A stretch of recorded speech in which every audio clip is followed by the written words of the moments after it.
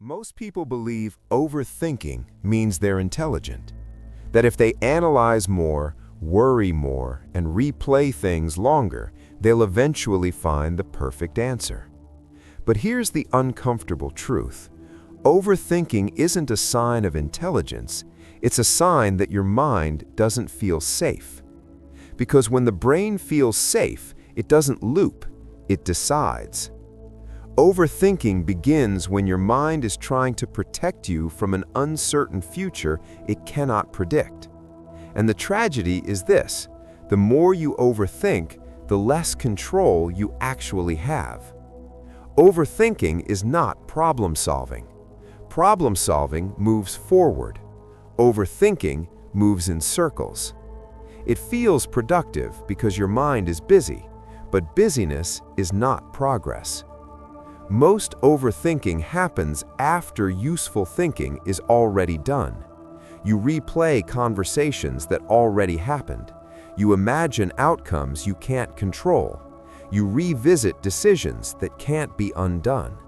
None of this changes reality, but it gives your mind something it craves: the illusion of control. Your brain evolved in a dangerous world. For most of human history, uncertainty meant death. A wrong decision could mean starvation. A moment of hesitation could be fatal. So the brain learned a rule: if you think long enough, you might survive. That rule kept your ancestors alive. But today, the threats are different. A message left unread, a career decision, a social interaction. Your brain doesn't know the difference. It treats uncertainty as danger, so it activates hypervigilance. That's overthinking. Overthinking has no natural stopping point because the question it's trying to answer is impossible. How do I guarantee nothing bad happens? There is no answer, so the mind keeps searching. What if I say the wrong thing? What if I regret this later? What if I miss something important? Each thought creates another branch. Each branch creates another loop. And the longer it continues, the more convinced you become that thinking harder is the solution. It isn't. Overthinking often disguises itself as responsibility. You tell yourself, "I'm just being careful. I want to be prepared. I don't want to make mistakes." But preparation has limits. After a certain point, thinking more doesn't reduce risk, it increases anxiety. Overthinking doesn't protect you from mistakes, it protects you from feeling vulnerable, and vulnerability is what your mind fears most.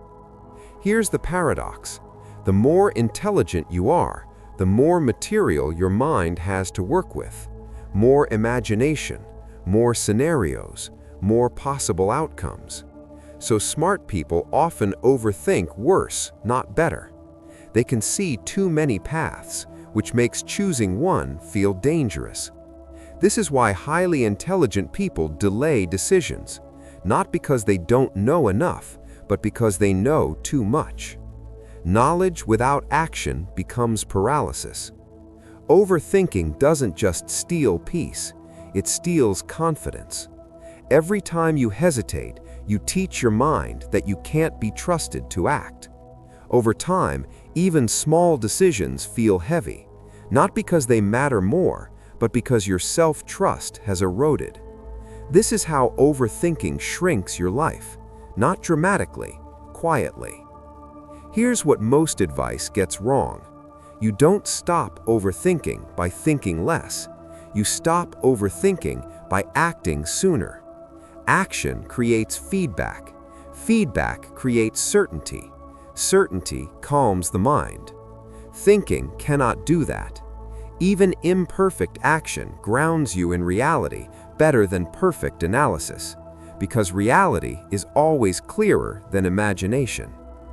Overthinking feels like control, but control doesn't come from prediction. It comes from adaptability. The people who move forward aren't the ones who think the most. They're the ones who trust themselves to respond when reality unfolds. Your mind will always imagine worst-case scenarios. That's its job. Your job is to remember this: clarity doesn't arrive before action. It arrives because of it.